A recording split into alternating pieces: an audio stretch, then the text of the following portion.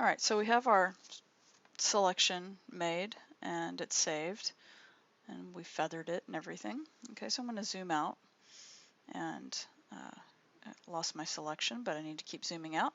I'm going to load that selection again, and it's the left eye white. That's what I called it. And now what I'm going to do is add another adjustment layer, and it'll be hue saturation. Actually, sorry, color balance. Let's do color balance this time. I want to change the highlights, and you see that as I change it, it's just sort of like, you can kind of see it changing. You have to pay sort of close attention, but I'm brightening it up. And the other thing that I'm kind of doing is just getting rid of some of that dark shadowy stuff so that the eyes are a little bit brighter. I'm going to go to the shadows, and I'm going to see if the shadows are affected in a way that's helpful by modifying this. And looks like that's kind of okay. And then sort of adjust the green and the blue a little bit so that it's a little yellower. It's a little too yellow. And maybe go back up into the blue, and that's okay. And then I want to check into the midtones here and start to adjust those. And one of the things you can do is sort of like pull them to each edge to kind of see what the dramatic change will be, so that you can kind of get a better idea of what it's actually trying to do as you move the slider around. And I don't want to make the eyes too bright. That's really important, because then it won't look normal. The goal is that this is supposed to look like clean, but also realistic. Okay, so I think I'm kind of set with that. Excuse me. And then if you kind of just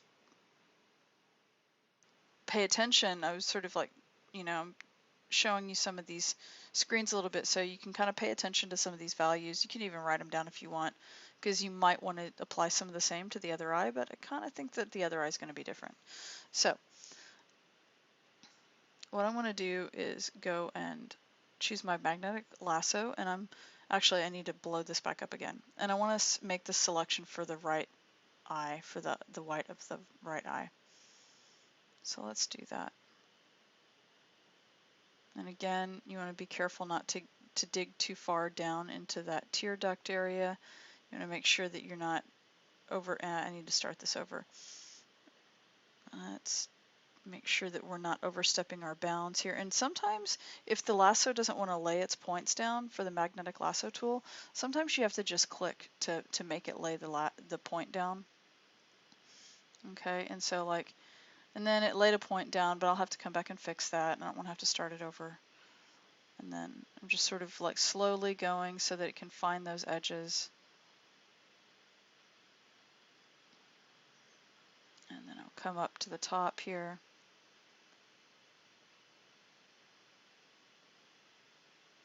Make sure that I'm not including the eyelashes. I think that little bit of the white of the eye that's showing through those thicker lashes will be fine if I just leave it alone, because it's in shadow. And this one, I'm just letting it find the right points, and it's working out pretty well. And let's go ahead and end that there. And I need to clean this up a little bit. So I'm going to go back to my Polygon lasso tool. Actually, I need to, I want to make sure, being very, very careful and add to my selection, but not getting into that lower interior of the eyelid. And that's a lot better. And then, let's see. Yeah, I think I need to kind of clean up this area where it didn't quite get the tear duct as much as it didn't go far enough into the tear duct area. And finish that, and that looks pretty good. And I'm going to go ahead and feather that with 1 pixel the way I did with the other one, because I forgot to set the feather to begin with. And I'm going to say right eye white to save the selection. Okay, let me zoom out, and so that I can see the other one and make sure that the color balance change that I make is going to be comparable. So I need to find my color balance adjustment, and go ahead and start adjusting that.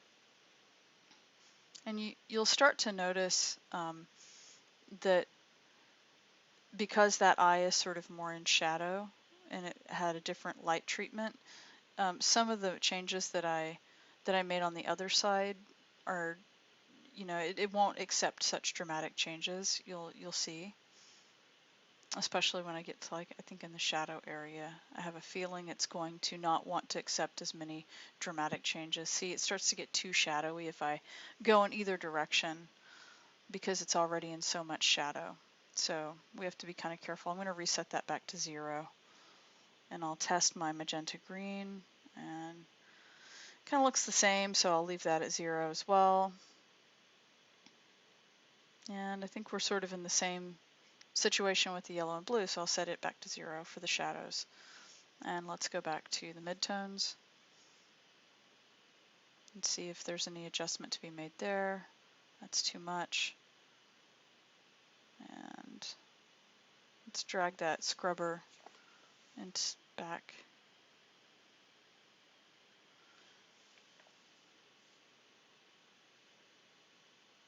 And I think somewhere right in here is good for the yellow adjustment. And so that looks pretty good to me.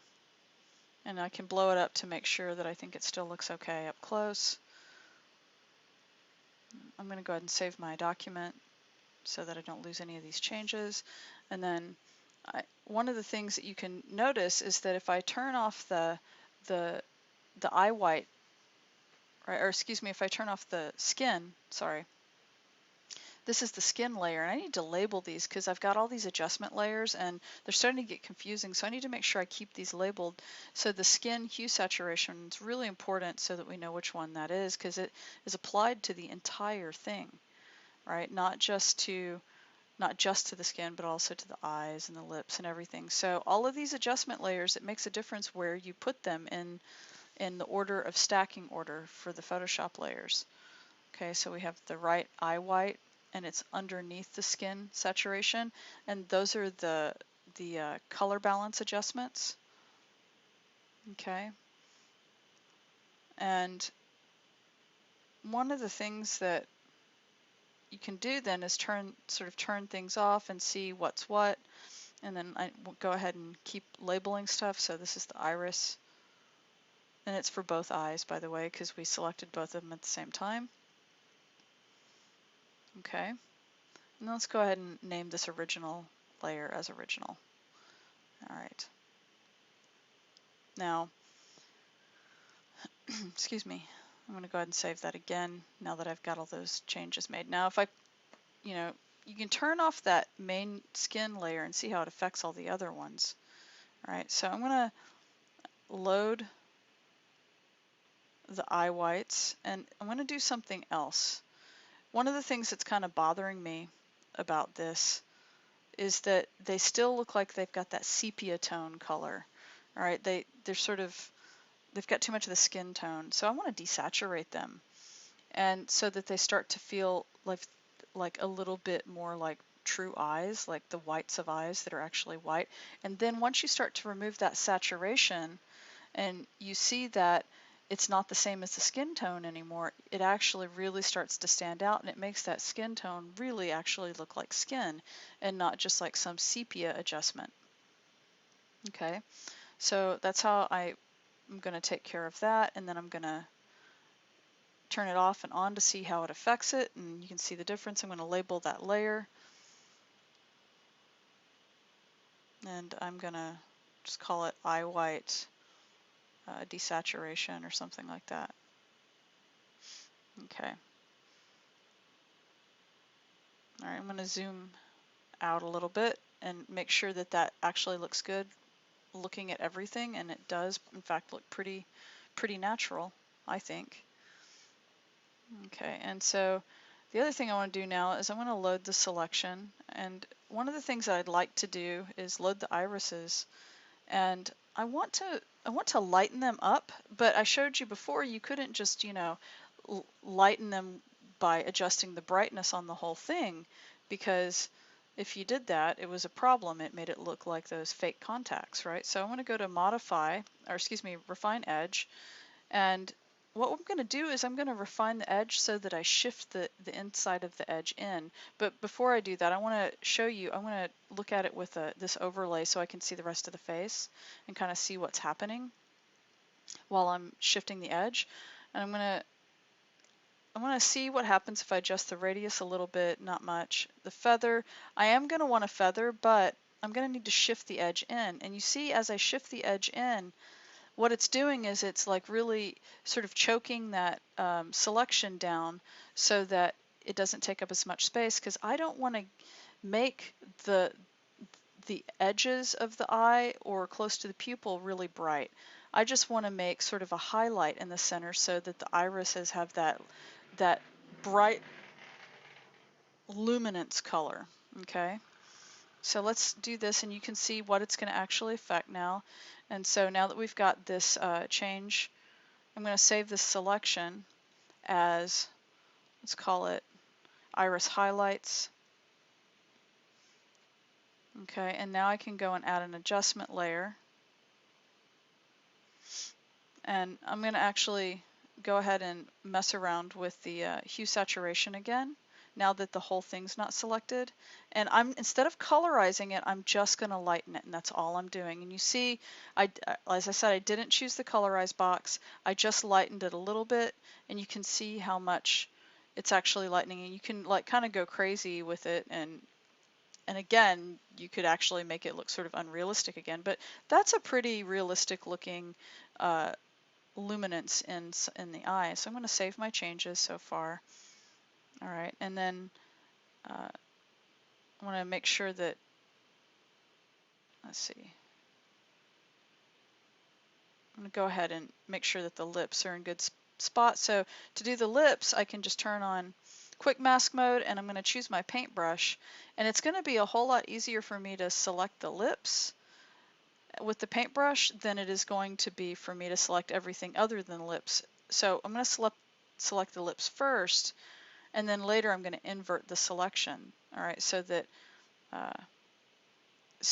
because right now I'm painting a mask on top of the lips, so that the lips, if I were to actually apply a mask, the lips would actually be blocked out.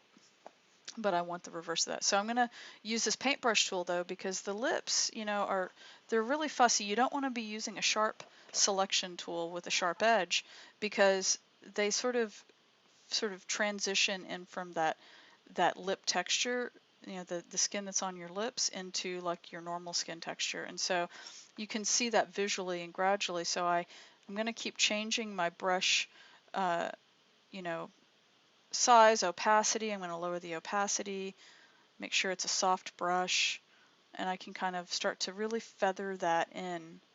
You can kind of see how the transparency layer is going to look by me being able to paint this, you know, this temporary color to see where the mask is going to go.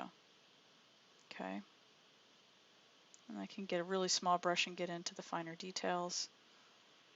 I want to take it out of quick mask mode, and now you see that it's like everything but the lips are selected, right? So I'm going to invert it so that now it's just the lips that are going to be able to, you know, be selected. And I'm going to save this selection as lips. And I can now go and apply an adjustment layer with the hue saturation again, colorize it this time, and you see automatically adds color to the lips. And right now it looks like she's wearing lipstick, which is fine, but I actually want it to look sort of more natural, you know, like so that she doesn't have any makeup or anything like that on. And can sort of fine tune this and adjust it a little bit, and that looks pretty natural to me.